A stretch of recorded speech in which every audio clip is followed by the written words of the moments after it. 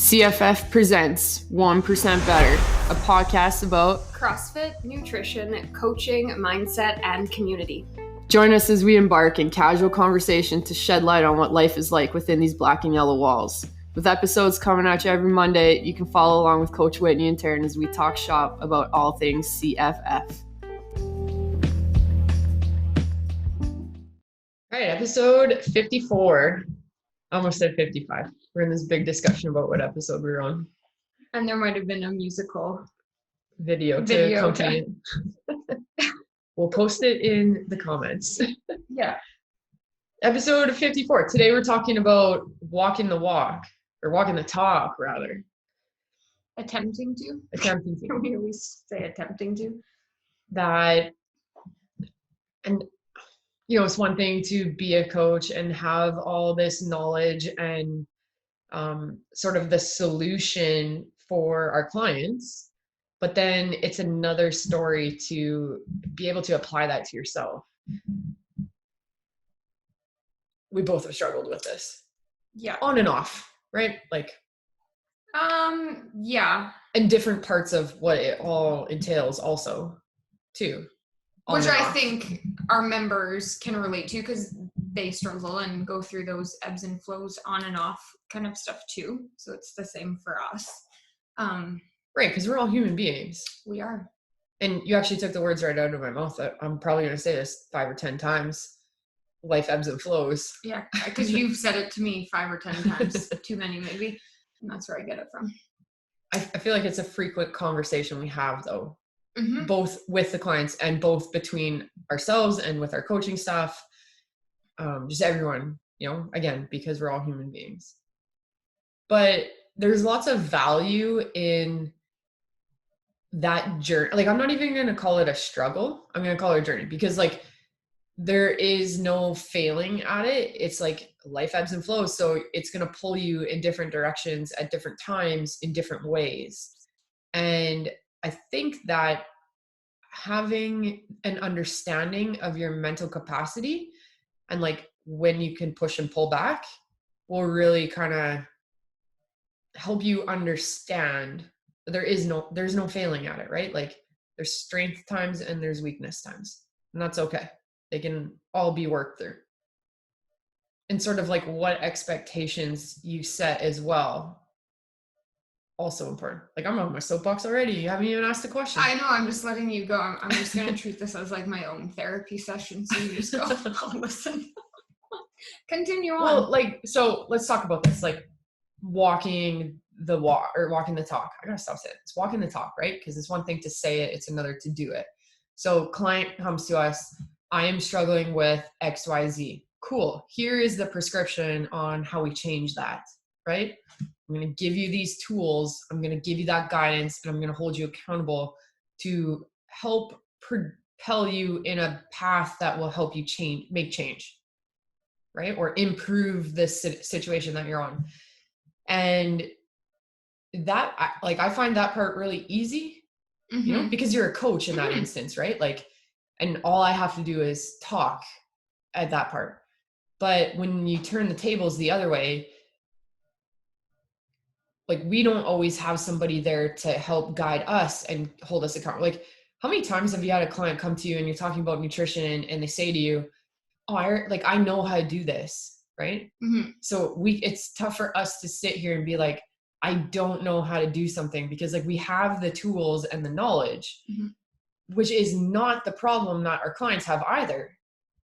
I would say education is a small part of the puzzle, but it's not the main piece of the puzzle. Yeah. It's the fact that you need somebody to guide you through those steps and then therefore to help hold you accountable and whatever that accountability needs to look like for you, and so having the knowledge on our side of things is not the problem. No, it definitely isn't. So then the question is, well, what is the problem? Okay. So, and this is just my opinion and how I've observed it in my own life and kind of how I coach my clients through it is that, like I said, it comes back to understanding your brain essentially, right? At any given time, your brain is like a pie.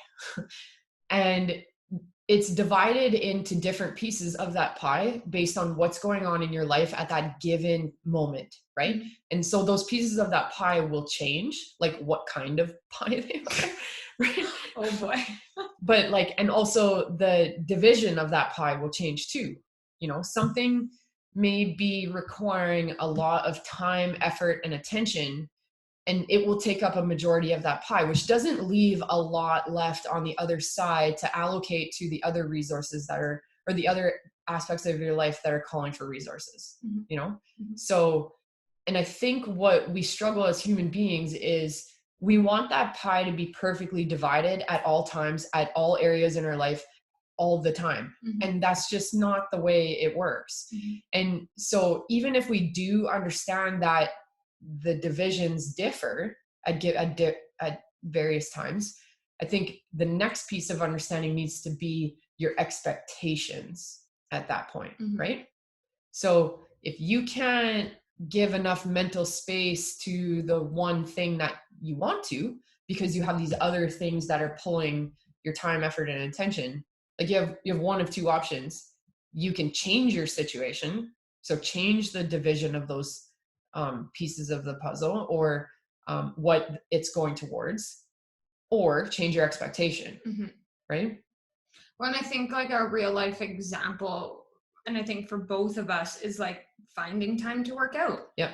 Like there was a time not that long ago where I coached all morning, I coached all night. There was no, I'm going to say no time to work out because I needed to leave the building at some point. Yeah. And that was more important, to leave the building, go get food, do other things like life things, work things, that like trumped getting a workout in. Yeah. And that was an adjustment of expectations. Like, you're not going to get a workout in today. You're not going to get a workout in this week. Unless you want to give up personal time on the weekends or something like that. So just playing around with that.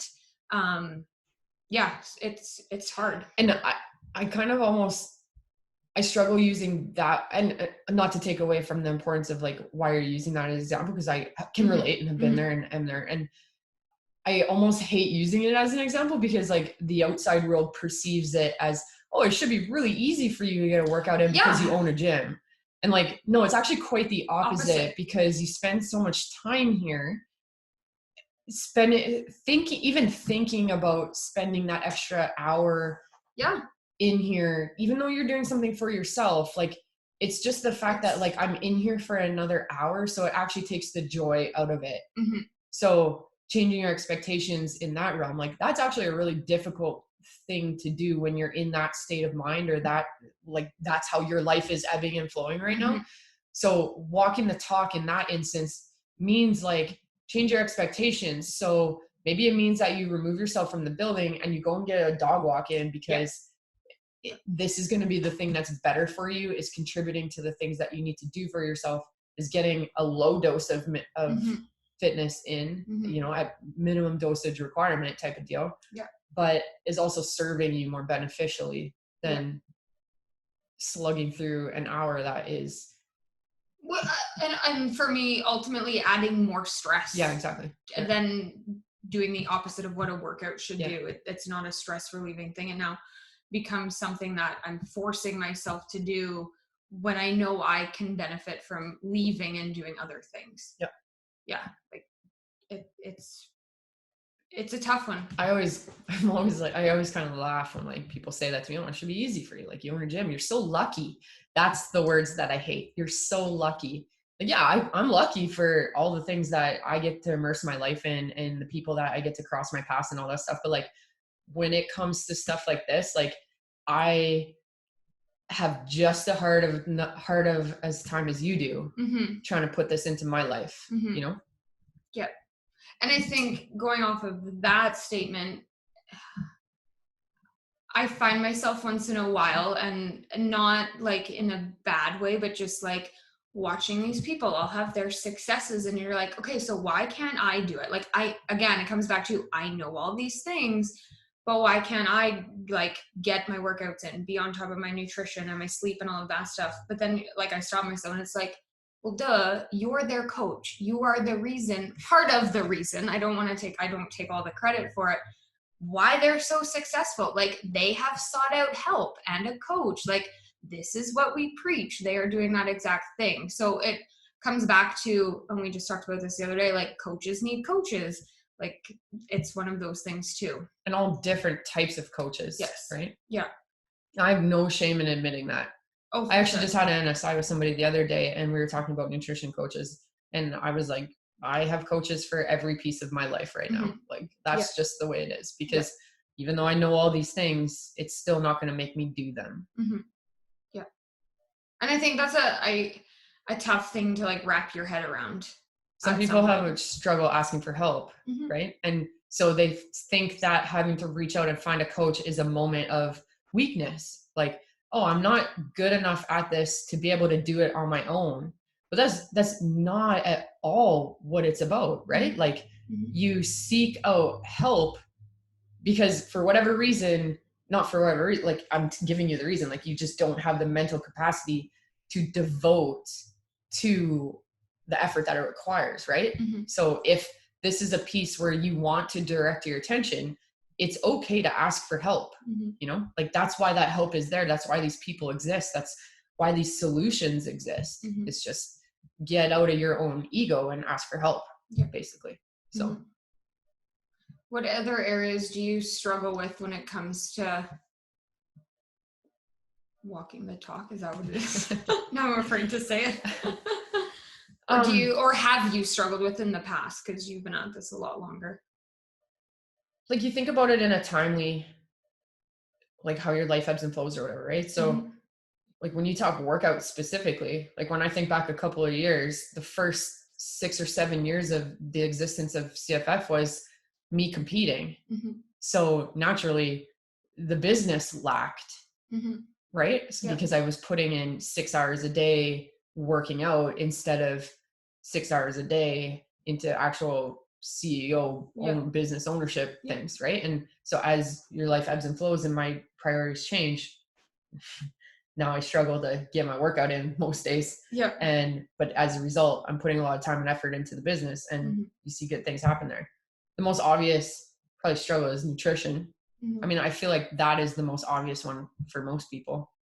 And me too, because I'm right there along with you. Again, life ebbs and flows. It was super easy when competition was the only thing that mattered in my life.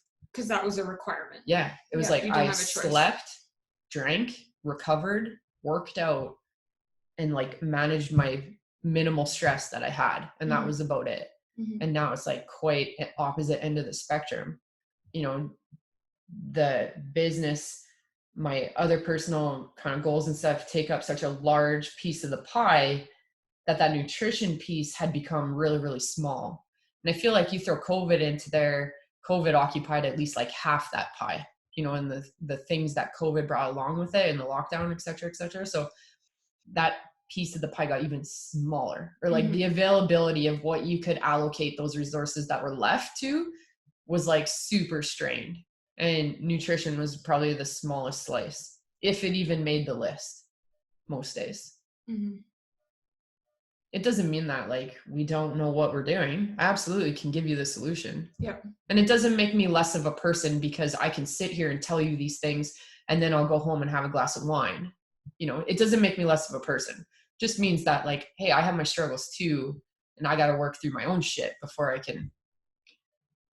I remember when I was a nutrition client of yours, and back in the day when you were still competing and stuff, and I assumed that your nutrition was great. You ate all the fruits and vegetables and all the protein and all of that good stuff, all the smart carbs. And then I remember, I forget what we were doing or something. I'm totally throwing you under the bus here.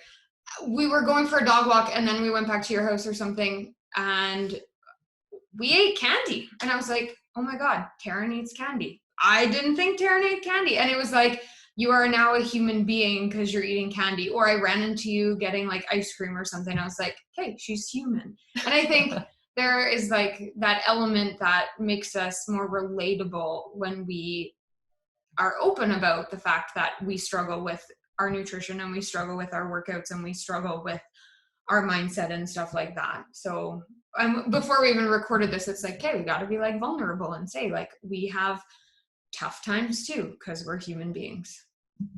And I feel like maybe our listeners or our clients like appreciate that. Mm-hmm. They want to hear those stories, Mm-hmm. but I don't feel like I'm very ready, available to share those stories. Mm-hmm. And maybe that's my own perception, as like, maybe I put myself on that podium just as much as I think they put us on that podium too.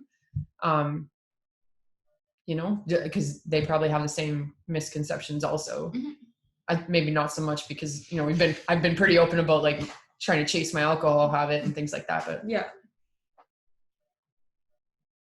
And that's okay, right? Like, yeah, not admitting, but like being aware of this is ultimately the first step. Like if you are so oblivious to what is actually causing you some of the negative habits in your life right now, like that's a misstep, right? So being aware of it and being able to acknowledge it, step one. And do you think that we maybe have an advantage? Yeah, in that? I would say so, because this is our life. Like, and I think arguably it makes it harder. It's an advantage, but it makes it harder because we know. But I bet you your reasons for it being harder are going to be different than my reasons for it being harder. You probably don't think it's harder.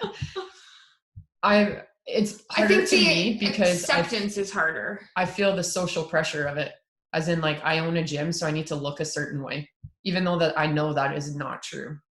Mm-hmm. People aren't going to come to the gym because of how I look, right? That's not why they come. Mm-hmm. But for the first like 8 years of my career, that's why I thought it was. People don't give a shit. Maybe some do. I don't know. I don't know. But if you're coming here because what I look like, I'm just as much human as you are. Yeah. I think I think it kind of relates to yours. I think it's like that I should, like that being stuck in the I do this for a living, so therefore I should have a perfectly clean nutrition plan, and I should be working out every day, maybe twice a day, and I like should have all my shit together, but like I don't. Far from it, to be quite honest. But I think that's the hard part, because but it's the doing. And it comes back to, and that's what I mean though, eliminate that friction point and just ask for help. That's what I was gonna say. It comes back to having a coach, hence why we see so many clients be so successful. Because having a coach, nutrition, PT, or just like showing up for group class, like it works, obviously. And I was thinking about this actually yesterday.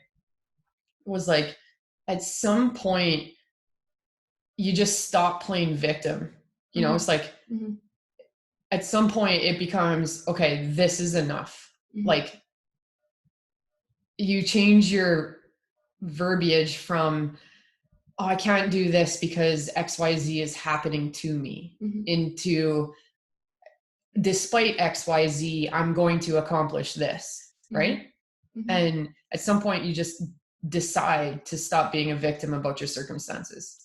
But the thing is like, if you don't change, nothing changes.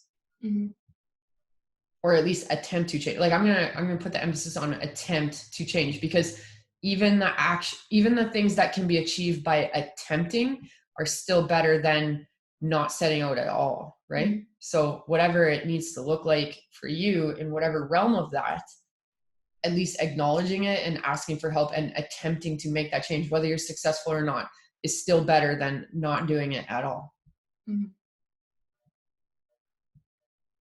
I'm big on, you can't fail, right? Like there is no failure. If your expectations are that you need to execute this perfectly, then you need to make that pie 100% about whatever that thing is that you're doing, which is unrealistic of us as human beings. Yeah. Because you always have external stressors that you can't control. Do you ever feel like guilty? I guess it comes back to my feeling of I should, which I'm pretty sure we shouldn't say. Like, do you ever, like, for instance, like Thursday nights, I try to leave by 5:30. Like that is the end of my day. I am out the door to go do other stuff at home and just like be a real human being who gets home at a decent hour. But then it's like, well, you could stay for the workout, or like, did you get a workout in? Why don't you stay for the 5:30 class? And sometimes I feel guilty about that, but I always kind of choose to leave because like that's my time to go. Like, do you ever have those moments? It's your purpose though behind why you're choosing to go versus why you're choosing to stay. The purpose behind your decision for why you're leaving is more important than your decision to stay for the workout, right? Like whatever whatever your reason is more valuable to you in that moment than the value you could get from a workout in that moment, which is fine. That's just where your pie puzzle is, your pie piece is, and that's okay. So your answer is no, you don't feel guilty? No, I don't. And I think just maybe because I've maybe been doing this longer than you, I don't know, but my entire life has always been, and I'm going to use the word selfish, but I mean it in a positive way because I'm very protective of my time and my goals and my own personal individual growth, et cetera, that like, these are the things I'm doing for myself and nothing else is more important than that. Because without me being in my best state, the other things will suffer, right? Like once I stop taking care of myself, then I can't give my best self to those other things. So that, yeah, this 1 hour of my day where I need to distribute to working out, I'm doing it because I'm going to be a better person. And sometimes it doesn't feel like that in the moment, but that's okay. That's why we have a greater vision about what we expect or what we want for ourselves, like that, right? Like, and maybe we hear that from our clients. I'm probably going to pull that out more so from the moms who struggle to make the time to come in or whatever about their nutrition and things like that. It's like they have that mom guilt. Well, it's easy to frame it from that reference. It's like, if you don't take care of yourself, you won't be there for your kids. But when you're like me, where it's just you,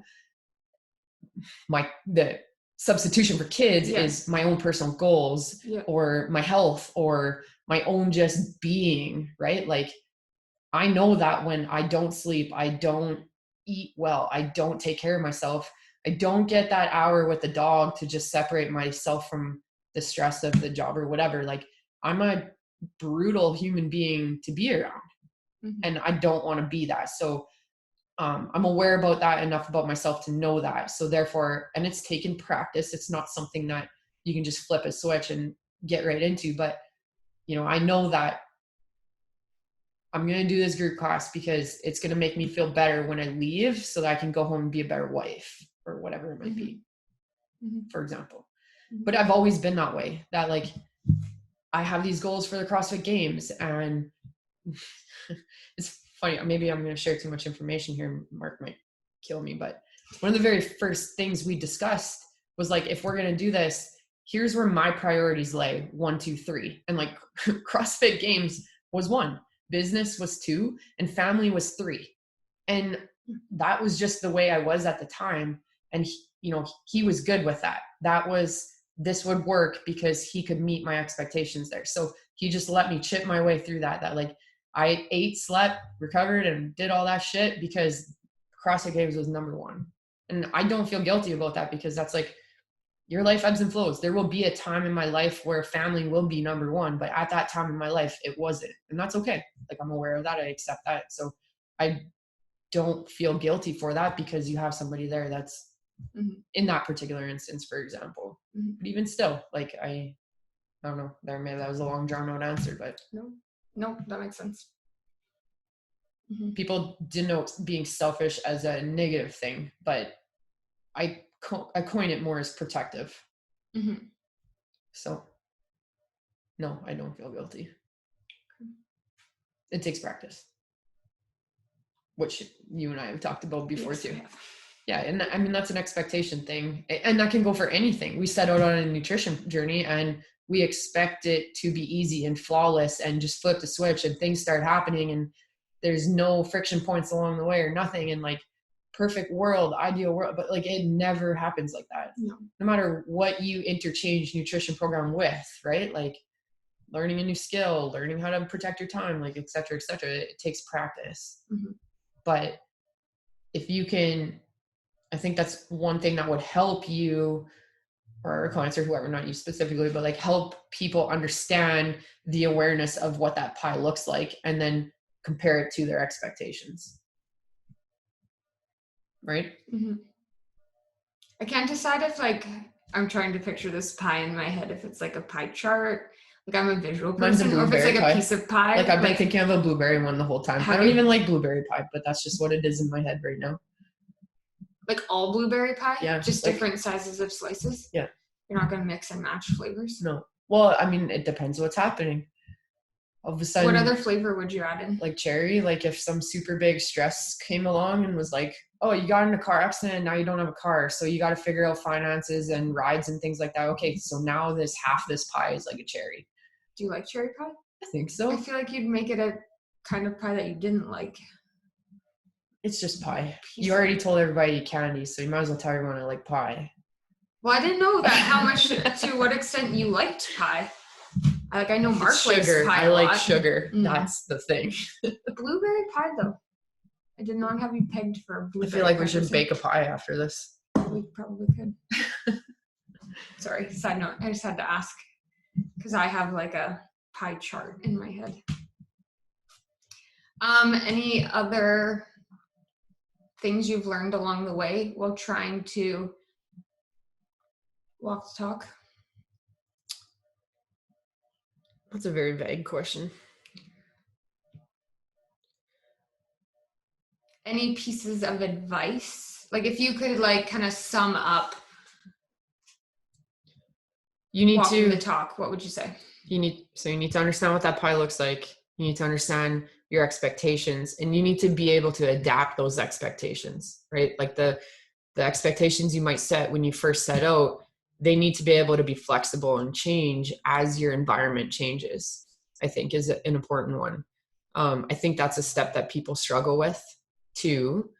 I mean, there's many multiple layers to this, but if you can accomplish the first two, your next step would be being flexible with your expectations. That consistency is more important than perfection. A repeated effort at 80% consistency is far more productive than 0% 9 times and 100% one time, you know? Yeah.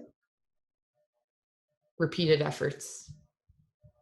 You will get better because you're being exposed to it more and more and more, and you're actually putting an effort into it. And my last one would be willing to, because I think that if you understand all of these things, but you're not ready, able, and willing to make those changes, then like that's where you need to start. It starts with you, right? And I think that comes back to my comment about like, there comes a time where you just decide that enough is enough. Things aren't happening to you. You're going to make these changes, although X, Y, Z are happening, right? Mm-hmm. There you go. People talk a lot about the ideal time. Like, oh, it's not the right time right now. Yeah. And all you're saying that because is you've got half this cherry pie allocated to something, and you just don't have the skills that are necessary to divide the rest of that pie evenly, right? Or in whatever fractions it needs to be, right? So I think I just said you don't have the skills necessary. So when we lack skills, that means that there's an opportunity to learn. So that means you need to search out help from somebody who already has those skills and be ready, willing, and able to apply what they tell you to do. Bam. There you go. There's your knowledge bomb. Thank you. You're going to be uncomfortable, and that's okay. Complacency. I really just want pie now. It's really what I want. Okay, that's a good one. Thanks for your knowledge bombs. What are you, Oh God. well, you asked me, like, no, that would have been, what are you struggling with right now? Well, I feel like that's a broad question. We'll put it out there. The things that you're struggling to walk the talk with. Well, I would say I've put forth a better effort so far this month about getting 3 workouts in, like that. Cool. That is my expectation. That is manageable. Manageable. Keyword. Manageable. Okay. Also helps when you get 2 workouts in one day, because like that makes 3. And it only took 1 day. Nutrition for sure. That you're struggling, or you put forth a better effort? That I'm currently navigating, because I'm trying not to use the word struggle because you don't like that word. Yeah, it's getting more attention now. I think just because the getting workouts in is getting easier to do because I've been repeating my efforts. So what things in your brain, what pieces of the pie got smaller that allowed those pieces of the pie to get bigger? You see how that goes? Yeah, I understand how your pie theory I'm just making works. sure the listeners understand. Okay.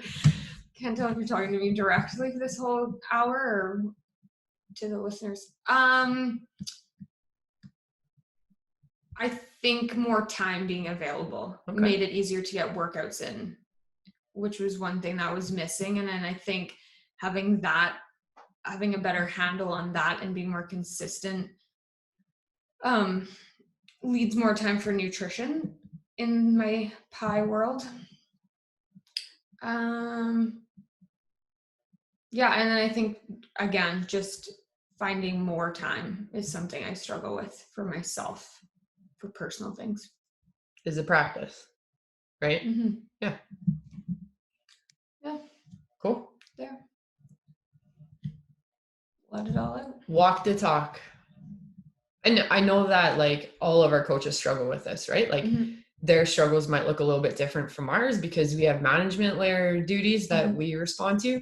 And they also have full-time jobs on the side of what they do. So the point being, though, to wrap this all up is like, knowledge isn't the main key. You know, when people come to us and say, I don't know what to do, that's 9 times out of 10 not the problem. Yeah. You know what to do. You just don't know how to do it. That's cool. That's what a coach is for. Yeah. And that coaches out coaches too. There you go. All right. Episode 54, Walk the Talk. We want to know what your pie pieces look like. Not like you can tell us the flavors too. It's okay. But have you noticed a period where maybe those pieces got a little bit bigger and a little bit smaller and then changed as they were allocated differently, or you had more mental space to allocate differently? Have you done anything to take advantage of them when they did change in a more favorable way? Or what types of struggles did it present to you when maybe they shrunk a little bit? You know, because that in and of itself is a whole other conversation. So share with us your stories on our socials. You can send us a message, an email. You know how to reach out to us. Follow us on Facebook, Twitter, Instagram. And yeah, episode 54, Walking the Talk.